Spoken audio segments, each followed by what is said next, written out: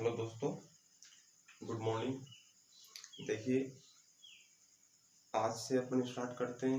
मैंने बोला था जैसे कि आपसे कि आपके लिए मैं ऑनलाइन मैथ पढ़ाऊंगा यूट्यूब पर। तो आज से अपन लोग स्टार्ट करते हैं और मैथ पढ़ेंगे।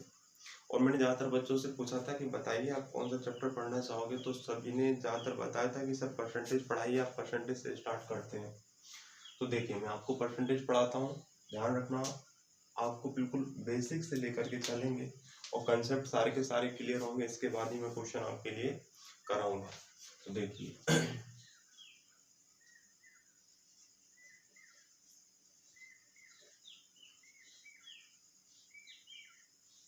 प्रतिशत का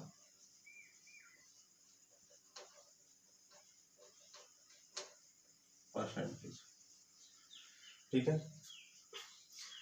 तो पहले अपन इसमें कंसेप्ट क्लियर करेंगे कि होता क्या है परसेंटेज। जो भी इसकी रूपरेखा क्लास होती है, जो इसकी रूपरेखा बनती है, वो सारी की सारी चीज मैं आपके लिए बताऊंगा। बिल्कुल जीरो लेवल से चलेंगे, ध्यान रखना। जैसे कि आप लोगों को पता है, देखिए, तो परसेंटेज होता क्या है आपको, आप जानते हो कि सर परसेंटेज को इस वाले साइन से डिनोट करते हैं, इस वाले साइन से डिनोट करते हैं। और जब भी ये प्रतिशत का चिन्ह होता है, और जब भी ये प्रतिशत का चिन्ह होता है, किसके बराबर होता है? 1/100 के बराबर होता है। कितने के बराबर होता है? 1/100 के बराबर होता है। देखिए, 1/100 के बराबर होता है। अगर मैंने आया आपसे, किसी ने ही पूछा कि बताइए प्रतिशत क्या होता है, तो आप लोग या कभी भी ऐसे ही बताते हैं कि सर 20%, ये परसेंट है, ये 10%, और ये आपने कहा 5, ये प्रतिशत, ये प्रतिशत है। लेकिन अगर मैंने आपसे पूछा कि बताइए प्रतिशत क्या है, तो आप क्या बताओगे? इस चीज के लिए समझिए यहाँ पर कि देखिए, आपने ये देखा है कि 100 पर कोई मान ही तो प्रतिशत कहलाता है। सरल सी डेफिनेशन है, एकदम सिंपल सी डेफिनेशन आपको याद रखना है इस चीज में। अगर आपसे पूछे कोई कि बताइए परसेंटेज क्या होता है, तो आप क्या कहोगे इस चीज को कि सर 100 पर कोई मान ही तो प्रतिशत कहलाता है। तो यहाँ पर जैसे कि अपन ने ये 20% है, इसको अगर फ्रैक्शनल वैल्यू में रखेंगे, इसमें देखिए पहली चीज क्या ध्यान रखना है कि 100 पर कोई मान है तो प्रतिशत कहलाता है। और दूसरी चीज ये ध्यान रखना है कि जब जब परसेंटेज हटता है, आपको पता है कि परसेंटेज का जो साइन है वो 1/100 के बराबर होता है। अगर देखिए 20 है, ये 20 है, तो 20/100 हो जाएगा। और यहाँ से 20 से कम 20 और 20/5 100 हो जाएगा। मतलब जो 20% की फ्रैक्शनल वैल्यू है वो 1/5 होगी, ठीक है जी। अगर ऐसे ही मैंने 10 के लिए लिखा तो 10 बटे कितना हो जाएगा? ये 100 हो जाएगा। और 10 से कम 10 और 10 धाम 100 हो जाएगा आपका। तो इसकी 10% की जो फ्रैक्शनल वैल्यू है वो 1/10 होगी। अगर मैंने कहा कि 5% है, तो यहाँ से 5 बटे आपका 100 हो जाएगा। और 5 से कम 5 और 5 से अपने इसको काटेंगे तो कितना हो जाएगा? 1/20 आपका आ जाएगा, ठीक है। तो आपने ये देखा कि सर जब जब परसेंटेज हटता है बटे में 100 आता है, जब जब परसेंटेज हटता है बटे में 100 आता है, ठीक है जी। तो इसकी फ्रैक्शनल वैल्यू अपन ने बनाई। अगर मैंने कहा कि इस फ्रैक्शनल वैल्यू को परसेंटेज में कन्वर्ट करना है, अगर इस फ्रैक्शनल वैल्यू को परसेंटेज में कन्वर्ट करना है, तो देखिए ध्यान से समझते चलना आप लोग कि अगर ये 1/5 लिखा है, अगर मुझे इसको 20% दोबारा से बनाना है इसको, तो अपन क्या करेंगे? अभी अपन ने यहाँ पर जैसी परसेंटेज हटा तो बटे में 100 आया। और यहाँ पर जब फ्रैक्शनल वैल्यू के लिए परसेंटेज में कन्वर्ट करना है, तो आप यहाँ पर क्या करोगे? इंटू 100 से करोगे। कितने से करोगे? 100 से। 5 एकम 5 से काटोगे इसको तो कितना हो जाएगा आपका? ये 20%। मेरी बात समझ पा रहे हो? और ऐसे यहाँ पर अगर अपन ने लिखा 1/10, और यहाँ पर भी कितने का मल्टीप्लाई करेंगे अपन? 100 का। और यहाँ पर कितना आ गया? 10% आ गया। ऐसे ही 1/20 है, और इसमें भी अपन कितने का मल्टीप्लाई करेंगे? 100 से करेंगे। और ये आपका कितना आ जाएगा? 5% ये आपका आ जाएगा। तो आपने इस यहाँ पर दो चीज और सीखी कि जब जब प्रतिशत हटता है तो बटे में 100 आता है, और अगर फ्रैक्शनल वैल्यू के लिए परसेंटेज में कन्वर्ट करना हो तो आप गुणा 100 से करते हो, ठीक है जी। इतनी सी बात क्लियर है। देखिए, मैं आपको बिल्कुल पहले बोल दिया था कि बिल्कुल जीरो लेवल से चलेंगे। हो सकता है कि ये सारी छोटी छोटी सी चीजें किसी किसी बच्चों को आती भी हूँ, लेकिन मैं ये मान करके चलता हूँ कि एक बच्चा ऐसा भी है जिसने कभी मैथ से अच्छे से मुलाकात नहीं हुई, तो वो भी यहाँ पर होगी, है ना। बिल्कुल जीरो लेवल से चलेंगे, कोई सा भी चैप्टर हो। यही है मेरा कि मैं आपको पहले उसका कंसेप्ट क्लियर करता हूँ, इसके बाद उसके सारे के सारे जो क्वेश्चन होते हैं वो मैं आपके लिए डिस्कस करूंगा, ठीक है। इतनी सी बात इसमें समझ में आ जाती है। तो उसमें आपने तीन चीज सीखी अभी कि सर प्रतिशत क्या होता है। तो प्रतिशत 100 पर कोई मान ही प्रतिशत कहलाता है। 100 पर, है ना, एनी वैल्यू ऑन 100, 100 पर कोई मान ही प्रतिशत कहलाता है। और जब जब परसेंट हटता है तो बटे में 100 आता है, और जब जब परसेंट हटता है तो बटे में 100 आता है। और अगर फ्रैक्शनल वैल्यू के लिए फिर से परसेंटेज में कन्वर्ट करना हो तो आप गुणा 100 से करते हो। इतनी सी बात क्या सभी को समझ में आ गई? ठीक है जी, आपको वहीं से बोलना है आई या नहीं आई है, कमेंट करके आपको बताना है, ठीक है जी। अब देखिए मैं आपको आगे लेकर के और चलता हूँ। अगर इसमें और भी जो चीजें हैं आपको जो ध्यान रखनी चाहिए, पहले मैं आपको इसमें जो थ्योरी टाइप से बनती है वो मैं आपको क्लियर कर दूं, इसके बाद मैं क्वेश्चन पर लेकर के आपको आऊंगा। देखिए कुछ कुछ वैल्यू आपको ध्यान रखनी है, जैसे कि परसेंटेज में अगर मैंने कहा कि 1 बटे आपको यहाँ पर 2 है, और 1/3 और 1/4 और 1/5 और 1/6, अगर मैंने कहा कि इसकी प्रतिशत का मान कितना होगा, तो आपको पता है कि फ्रैक्शनल वैल्यू है, और फ्रैक्शनल वैल्यू को अगर आप यहाँ पर 1/2 लिखा है और यहाँ पर फ्रैक्शनल वैल्यू को अगर परसेंटेज में कन्वर्ट करना है तो आप गुणा 100 से करोगे। आपने इसको यहाँ पर कैंसिल किया तो कितना हो गया, 50% हो गया। और अगर मैंने इसको भी लिखा है 1/3 और इंटू कितने से करोगे, 100 से करोगे, और 3 का यहाँ पर डिवाइड करोगे तो 3 3 जा 9 और फिर 3 3 जा 9, और आपका कितना आ जाएगा 33 सही 1/3%। मैं आपको कुछ वैल्यू इसलिए बता रहा हूँ क्योंकि आपको कुछ मान पता होंगे, तो आपको एग्जाम में जैसे कुछ भी कोई सा भी आपको फ्रैक्शन मिला, आपको पता है कि 33 सही 1/3 मिला, 3%, तो आप उसको जानते हो कि उसका फ्रैक्शनल वैल्यू क्या होगा, 1/3 होगा। मतलब अगर उसका जिसका 33 सही 1/3% मान निकालना है, अगर उसका आप 1/3 मान भी निकालोगे तब भी बात वही होगी।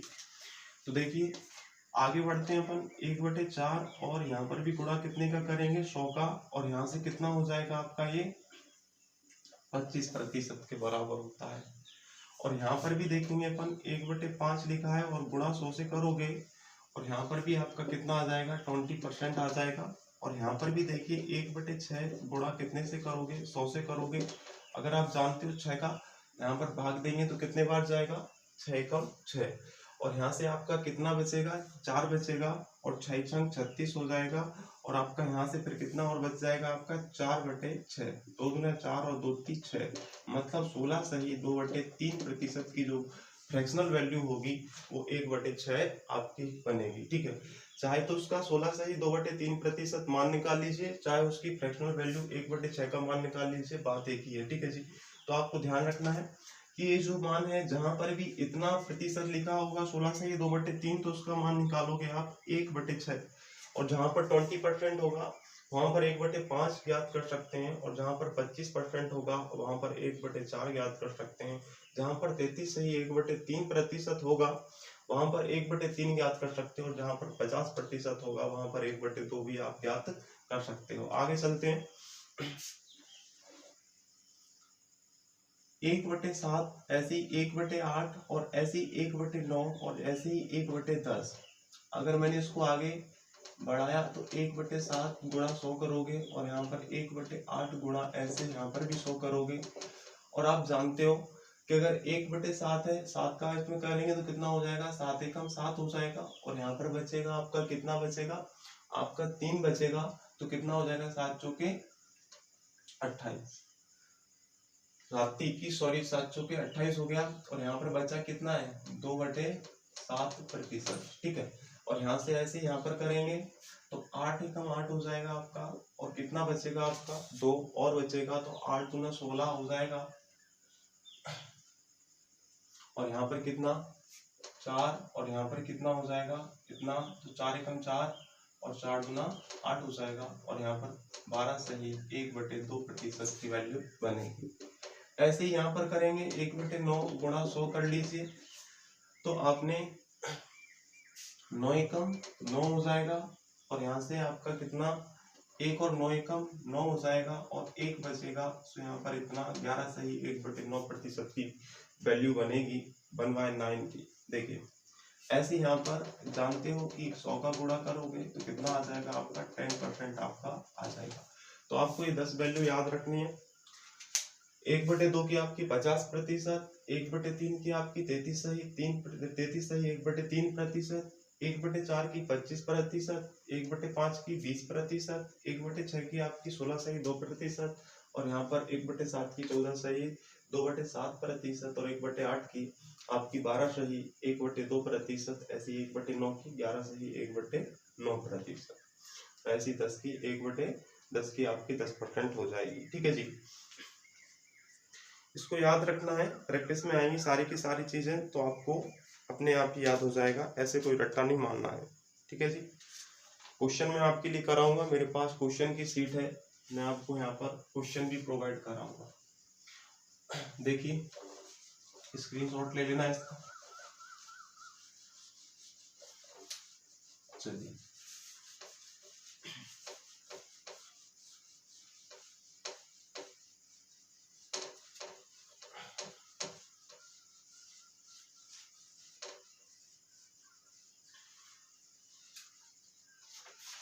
देखिए, अब जो इसके लिए नेक्स्ट कंसेप्ट आपको ध्यान रखना है वो क्या रखना है आपके लिए, कि मैं आपको सिंपल सी चीजें बता दूं। देखिए मुझे पता है कि कौन सी चीज कहाँ पर यूज होती है और इम्पोर्टेंट है और कहाँ पर नहीं होती है, तो देखिए तो बस ध्यान से आप समझते चलिए, यहाँ पर देखिए और अच्छे से उसको चीजों को समझते चलिए। देखिए मैं जो कंसेप्ट आप तक पहुंचाने की कोशिश कर रहा हूँ, पहुंच जाए तो बता देना। देखिए अगर मैंने कहा आपसे, सिंपल सी बात कंसेप्ट जो है, अगर मैंने कहा कि 1 रुपए में 2 पेंसिल लेकर के आते हैं आप, 1 रुपए में 2 पेंसिल लेकर के आते हैं, तो मैंने कहा 4 रुपए में कितनी पेंसिल आएंगी, 4 रुपए में कितनी पेंसिल आएंगी। सिंपल सी बात मैं पूछ रहा हूं और आपको ऐसा लग भी रहा होगा कि सर क्या पूछ रहे हैं, छोटी छोटी सी बातें हैं, लेकिन छोटी छोटी बातें बड़ी काम की होती हैं। देखिए अगर अपन को ऐसा दिया है कि 1 रुपए में अगर 2 पेंसिल लेकर के आते हैं तो 4 रुपए की कितनी पेंसिल आएंगी। आपने क्या किया यहाँ पर कि रुपए के नीचे रुपए को लिखा है और पेंसिल के नीचे यहाँ पर पेंसिल का मान भी माना है। आप जानते हो कि 8 आएंगी, लेकिन अपन इसको कैसे ज्ञात कर सकते हैं, इसका यहाँ पर गुणा करेंगे, इसका यहाँ पर करेंगे, क्रॉस मल्टीप्लिकेशन करेंगे। x का 1 में करेंगे तो x, और यहाँ पर 4 का 2 में करेंगे, 4 का 2 में करेंगे तो कितना हो जाएगा 8 पेंसिल आएंगी। कितनी आएंगी 8 पेंसिल आएंगी। मैं आपको समझाना ये चाहता हूँ इसमें कि कभी भी जो आपको चाहे तो वो यूनिट में भी वैल्यू दी हो सकती है। अगर उसने बोला है कि 1 रुपए में 2 पेंसिल लेकर के आ रहा है तो 4 रुपए में कितनी लेकर के आएगा, तो आपने पेंसिल ज्ञात कर ली यहाँ पर। अगर मैं ऐसे ही पूछ सकता था आपसे कि बताइए 1 रुपए की अगर 2 पेंसिल आ रही हैं, 1 रुपए में 2 पेंसिल आ रही हैं, तो बताइए 8 पेंसिल कितने रुपए की आएंगी। तो यहाँ पर भी हो जाता, और इनका क्रॉस मल्टीप्लिकेशन करने से भी और भी सिंपल है कि इनको ऊपर नीचे इनको और आमने सामने भी कैंसिल कर सकते हैं। ठीक है जी, देखिए आपको पता है कि तब भी हो जाते हैं, तो यहाँ पर 2 1 जा 2 और 2 4 जा आपका 8 हो गया, और इसका यहाँ पर मल्टीप्लाई करोगे और इसका यहाँ पर तो कितना हो गया आपका 4 आ गया। ठीक है, तो सिंपल सी बात है। अगर ऐसे प्रतिशत में कोई सा ही मान है, अगर मैंने कहा कि 20% के बराबर इतना है, तो बताइए 100 के बराबर कितना है, तब भी अपन उसको ज्ञात कर सकते हैं। अगर मैंने कहा कि बताइए 20 के बराबर इतना है, तो 120 के बराबर कितना है, तब भी अपन इसी वाले मेथड से ज्ञात कर सकते हैं।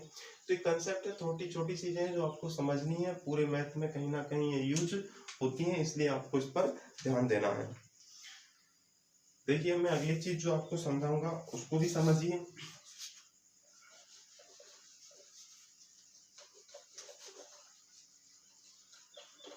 चलिए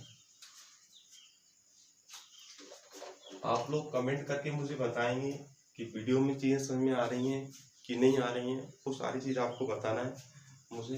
देखिए, अगर मैंने कहा, दूसरा कंसेप्ट अगला समझिए इससे, अगर मैंने कहा कि किसी चीज़ में 20% की कमी हो जाती है, क्या हो जाती है? कमी हो जाती है। देखिए, जो भी है, कुछ भी, पहली बात ये भी ध्यान रखना है कि जो भी अपने आप में हर एक चीज 100% होती है, 100% 100% होती है। अगर मैंने बोला कि 20% की कमी हो जाती है, अगर मैंने बोला कि 20% की कमी हो जाती है, तो मुझे नहीं पता अपन इस चीज को अपन क्या करेंगे सीधा, कि अगर 20% की कमी हो रही है और मैंने आपको बताया है कि सब कुछ 100% होता है, तो आप क्या करोगे, इस 100 में से जितने की कमी हो उसको माइनस कर दीजिए। वो कितना बचा है आपका? 80% बचा, 80% बचता है। और अगर मैंने कहा कि चलो 20% की वृद्धि हो जाती है, क्या हो जाती है? वृद्धि, इंक्रीज हो जाता है 20% से, ठीक है। देखिए, तो अगर ये वृद्धि की बात करें तो आपको उसमें ऐड करना है, तो ये कितना हो जाएगा? 120, ठीक है। इतनी सी बात समझ में आ रही है। अगर मैंने बोला कि 5% की कमी आ जाती है किसी भी चीज में, आपको इसका एग्जांपल देके समझाऊंगा ताकि आपको अच्छे से समझ में ये वाला कंसेप्ट आ पाएगा।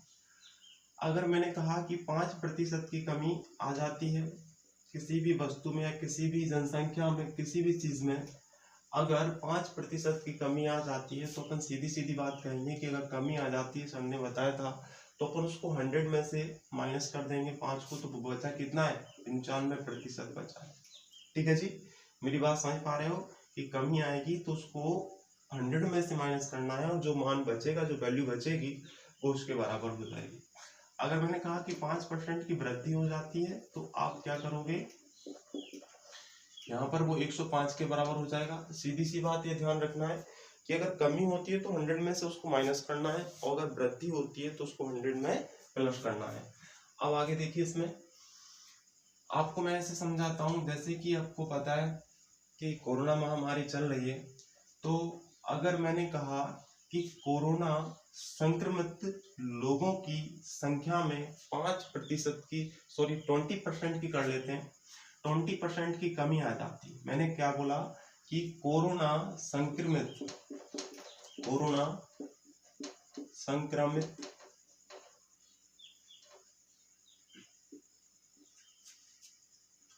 में कितने की कमी आ जाती है?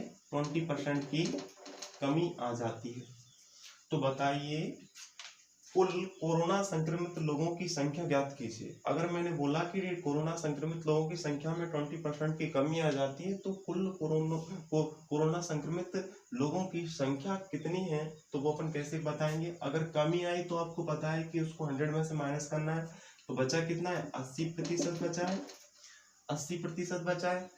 तो अपन कहेंगे इस चीज को कि 80% के बराबर, और मैंने कहा कि अगर 20% की कमी आ जाती है तो उसकी जनसंख्या यहाँ पर 80,000 बचती है। कितनी बचती है? उसकी संख्या 80,000 पेशेंट बचते हैं यहाँ पर, और अपन ने ये लिख लिया। तो मैंने कहा कि बताइए कोरोना संक्रमित लोगों की कुल संख्या कितनी है, तो आप कहोगे कुल, चाहे वो टोटल पूछे आपसे, कुल भी कर सकता है, तो आप उसको 100% मान करके चलेंगे। जो भी होता है वो अपने आप में 100% रहेगा। संपूर्णता है, जो संपूर्णता को बताएगा, कंप्लीट उस चीज को बताएगा, तो ये 100% है। आपने देखा कि यहाँ पर कितना हो गया, 100% के बराबर कितना होगा? आपका वही मेथड आ गया यहाँ पर जो कि मैंने पहले बताया था। तो आप कहोगे कि सर 80% के बराबर यहाँ पर 80,000 बचा है, तो 100% के बराबर टोटल कितना होगा? तो अपन कैसे इसको, मैंने ये भी बताया था कि अपन चीजों को आमने सामने सॉर्ट आउट कर सकते हैं यहाँ पर। और 8 से 8 कैंसिल हो गया, बचा कितना है आपका? इतना। और इसका यहाँ पर मल्टीप्लाई करोगे 1000 में, इसका यहाँ पर करोगे तो 100 का, तो कितना हो जाएगा आपका? 1 लाख आपका बन जाएगा। तो अपन कह सकते हैं कि 1 लाख जनसंख्या है। अगर मैंने आपसे ये पूछ लिया कि बताइए कोरोना संक्रमित लोगों की, जो कोरोना संक्रमित है उनकी संख्या कितना कम हुई है, कितनी कम हो गई है? अगर 20% की कमी होती है तो उनकी संख्या में कितने की गिरावट आई है, तो अपन उसको कैसे ज्ञात करेंगे? तो आप कहोगे कि सर 20% की कमी होने के बाद अगर वो 80,000 बचते हैं, तो अपन यहाँ पर क्या करेंगे, 80% के इक्वल टू करके यहाँ पर 80,000 जो है वो है। और यहाँ पर उसने कमी कितने की पूछ रहा है कि बताइए कोरोना संक्रमित लोगों की संख्या में कमी कितने की आई है, गिरावट कितने की हुई है केसेस में, तो आप कहोगे सर 20%। और अगर 20% की हुई है तो 20% की वैल्यू कितनी है, तो अपन ऐसे याद कर सकते हैं। ठीक है, तो ये सारी चीज आपको ध्यान रखनी है। ठीक है जी, जो मैंने देखिए दोबारा से इसको रिपीट करता हूँ कि आपने क्या क्या सीखा। अभी मैंने आपको ये बताया पहली चीज कि प्रतिशत क्या होता है, आपको मैंने ये समझाया इसमें कि प्रतिशत 100 पर कोई मान ही प्रतिशत कहलाता है। और दूसरी चीज मैंने ये सिखाई आपको कि जब जब परसेंटेज हटेगा तो बटे में 100 आता है, ध्यान रखिएगा। और अगर फ्रैक्शनल वैल्यू के लिए परसेंटेज में कन्वर्ट करना है तो आप गुणा 100 से करते हैं जी। और फिर मैंने आपको ये सिखाया कि वो कंसेप्ट सिखाया मैंने, अगर 1 रुपए में 2 पेंसिल लेकर के आते हो तो 4 रुपए की कितनी पेंसिल आएंगी, और ये वाला कंसेप्ट आपको ध्यान रखना है। और अगला कंसेप्ट भी मैंने आपको ये सिखाया कि अगर किसी भी प्रतिशत में जो भी होता है परसेंटेज 100% होता है, अगर परसेंटेज में गिरावट आती है, अगर मैंने बोला कि 20% की कमी हुई है तो आप उसको 100 में से घटा दीजिए, और अगर वृद्धि होती है तो उसको 100 में ऐड कर दीजिए। ठीक है जी, अब मैं आपके लिए क्वेश्चन सॉल्व करा रहा हूँ और आप लोग बड़े ध्यान से देखिएगा। आपको क्वेश्चन दोनों लैंग्वेज में होगा, इंग्लिश मीडियम वालों को भी प्रॉब्लम नहीं आएगी और हिंदी मीडियम वालों के लिए भी प्रॉब्लम नहीं आएगी। ठीक है जी, आपको क्वेश्चन भी होगा सामने बोर्ड पे, आप लोग यहाँ पर पढ़ लीजिएगा और मैं आपको यहाँ पर शीट में है, मैं इसमें पढ़ के आपको सॉल्व कराऊंगा। देखिए पहला क्वेश्चन, यदि किसी संख्या का 20% 240 है तो उसी संख्या का 120% होगा। अगर उसमें बोलता है कि यदि किसी संख्या का 20%